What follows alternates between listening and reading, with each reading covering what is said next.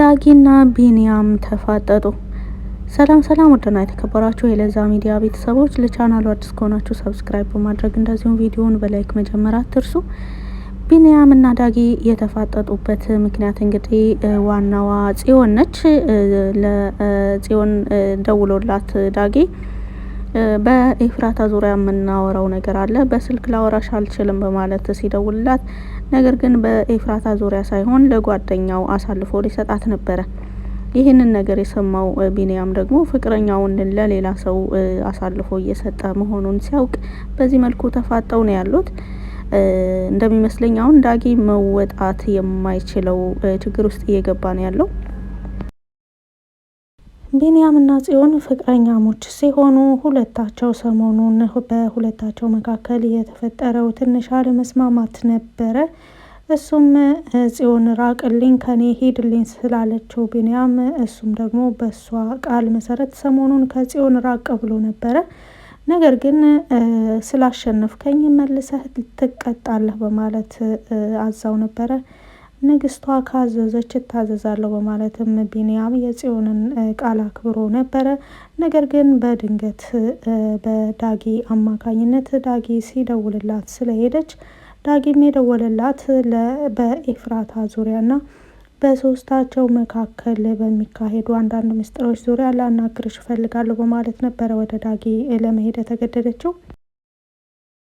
ጽዮን ወደ ዳጊ እንድትሄድ የተገደደችው እንደሚታወቀው ዳጊና የያፌት ያክስቱ ልጅ ወይም የዳጊ ጓደኛ ያፌትን ካስፈራራህልኝ ጽዮንን ወደ አንተ እንድትቀርብ አደርጋለሁ፣ እጠራታለሁ፣ እንድትገናኙ አደርጋለሁ በማለትም ቃል ገብቶለት ነበረ።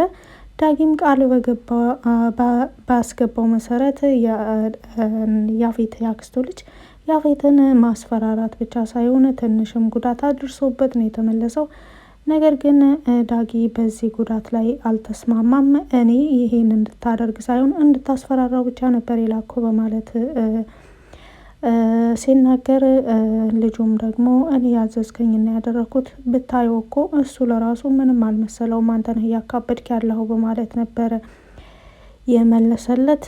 ያም ሆነ ይህ ጽዮንን እንድታገኛት ብለኸኛል፣ ስለዚህ ጽዮንን አምጣልኝ በማለት ሲያፋጥጠው ጽዮን ጋር ደወለ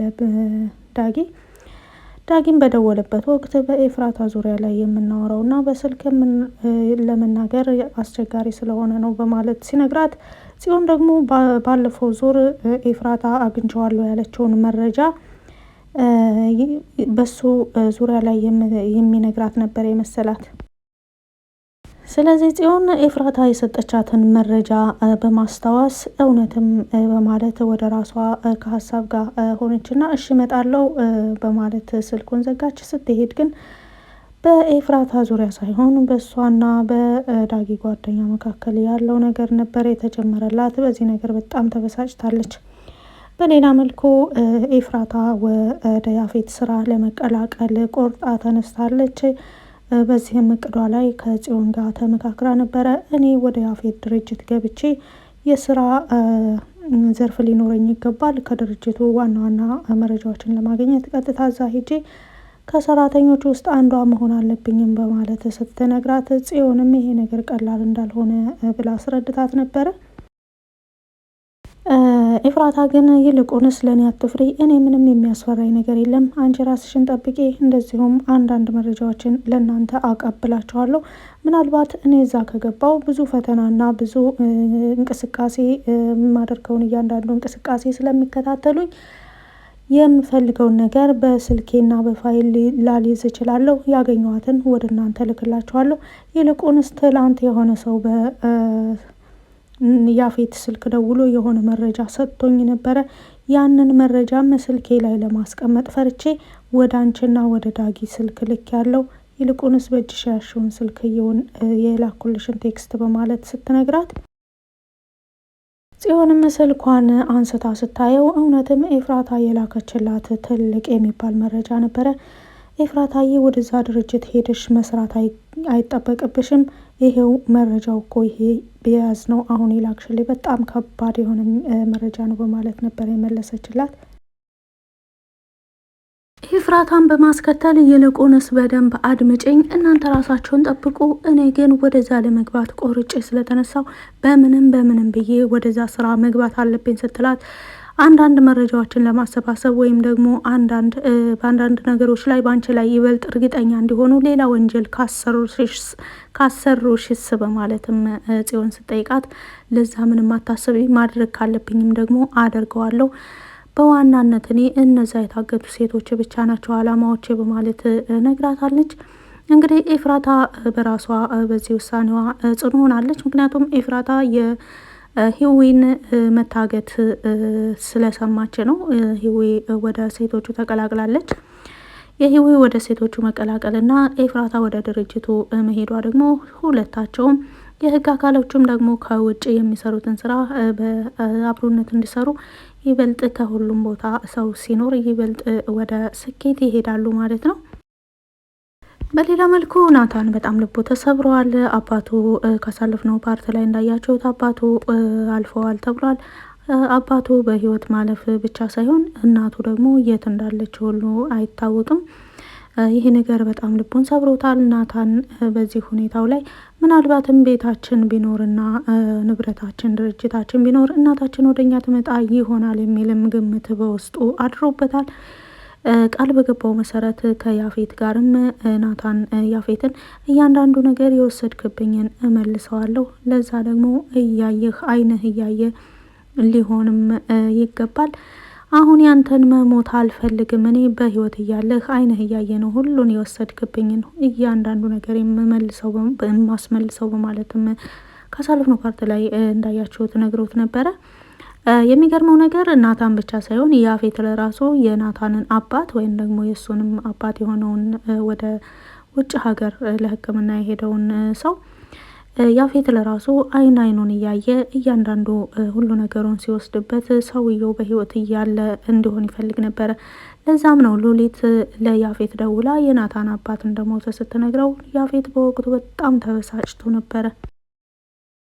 የማወራረደው ሂሳብ አለኝ፣ በጭራሽ መሞት የለበትም በማለት ነበረ ያፌት ሲናገር የነበረው። በወቅቱ ኤፍራታ ከያፌት ጎን ነበረች። ስልክ እያወራ እንዳለና እንደዛ እየተበሳጨ ሲሆን ከማን ጋር እያወራ እንደሆነ ባታውቅም፣ ነገር ግን ሂሳብ አወራርዳለው፣ የማወራረደው ሂሳብ አለኝ በማለት የተናገረው ቆየት ብሎ ስትሰማ የናታን አባት ሞቶ እንደሆነ ስታውቅ ሂሳብ አወራርዳለሁ ያለው ቃሉ ትዝ ይላታል። እና እውነትም ያፌት ከቤተሰቦቻችን ጋር ትልቅ የሆነ ቂም አለው በማለት ኤፍራታ እርግጠኛ ሆናለች ማለት ነው። ምክንያቱም የአባታቸውም ህልፈት በሱ ምክንያት እንደሆነም እርግጠኛ ናት ኤፍራታ። ምክንያቱም ብዙ መረጃዎችን ከያፌት ቤት አግኝታለች ታግታ በነበረበት ወቅት። ስለዚህ አሁን ኤፍራታ ብዙ ነገሮችን እያሰባሰበች ትገኛለች። ከናታንም ጋር ያለው ችግር በአባቱ ምክንያት መሆኑንም ይበልጥ እርግጠኛ ሆናለች ማለት ነው። በአባቱ ምክንያት ብቻም ሳይሆን በቤዛ አባት ጋርም የናታንና የቤዛ አባት በስራ አብረውና ባልደረባ ስለነበሩ አብረው ስለሚሰሩ ድርጅታቸው ኦልሬዲ ሁለቱንም እንደሚቃወም ያፌት እርግጠኛ ትሆናለች በዚህ ዙሪያ ላይ ማለት ነው። ሉሊትም በኤፍራታና በያፌት ግንኙነት ደስተኞች ካልሆኑት ውስጥ ናት። ምክንያቱም አንዳንድ ነገሮችን ዋሽታ ሁሉ እነሱን ለማጣላት የማትፈነቅለው ድንጋይ የለም። ካሳለፍነው ፓርት ላይም እንዳያቸዋት እቃዋን ልታመጣ ወደ ቤት በሄደችበት ወቅት ሉሊት ደግሞ ከናታን ጋር በጣም ትልቅ የሆነ ቅርርብ ነበራቸው። ባለትዳር ሴት ደግሞ እንደዚህ ስታደርግ ደስ አይልም። ከዛም በላይ ደግሞ አንተ አሳዘንከኝ በማለት ስትነግረው ያፌት በወቅቱ በጣም ነበር ያመናት። ወደ ቤትም በመሄድ ኤፍራታን አስጨንቋት ነበረ። ነገር ግን እንግዲህ ፍቅር ያሸንፋል እንደሚባለው እውነት ለመናገር ከዚህ ከትወናው ላይ የምናየው ያፌት በጣም እንደሚወዳት ነው። ለዛም ነው ወደ ስራቸው ተቀላቅላ እንድትሰራ የፈቀደላት ይመስላል። ኤፍራታ በራሴ የሉኝም ስላቸው የነበርኳቸውን ከነፍስ ካወቅኩ ጀምሬ እስካሁን ድረስ በተደጋጋሚ ከሰዎች የምሰማውን ነገር አሁን ግን እውን አድርጌ ሁሉም ነገር ሰው ያለው ነገር ሁሉ እኔም ኖሮኝ ማየት እፈልጋለሁ። ያ እንዲሆን ደግሞ ጠንክሬ መስራት አለብኝ በማለትም ለያፌት ስትነግረው ፈቃደኛ ነበር የሆነው።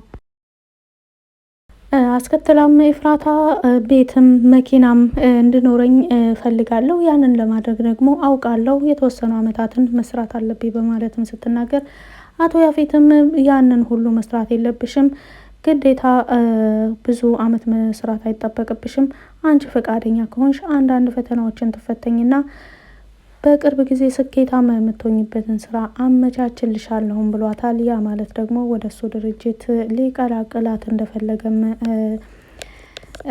ያመላክታል። ምክንያቱም ኤፍራታ የምትወደውን ነገር ሁሉ አድርጎ እሱን እንድታፈቅረው ስለሚፈልግ ትወደዋለች ብሎ ያሰበውንና ያስደስታትን ነገር ሁሉ ከማድረግ ወደ ኋላ አይልም። ይሄ መልካምነቱ ግን ለእሷ ጥሩ አጋጣሚ ይሆንላታል። ነገር ግን ፈተናዎችን ኤፍራታ ታልፋለች አታልፍም የሚለውን አብረን የምናይ ይሆናል። ምክንያቱም በቀላል ነገር አይደለም ያፌት ኤፍራታን ወደ ስራው ከመቀላቀሉ በፊት የሚፈትናት እና ፈተናውንስ ታልፋለች፣ ወደ ድርጅት ውስጥ እንዴት ትገባለች የሚለውን ደግሞ በቀጣይ ፓርት ላይ የምናየው ይሆናል። ስላዳመጣችሁኝ ከልብ አመሰግናለሁ። ሀገራችን ኢትዮጵያን ሰላም ያድርግልን። በያላችሁበት ቸር ቆይታ ይሆንላችሁ። መልካም ጊዜ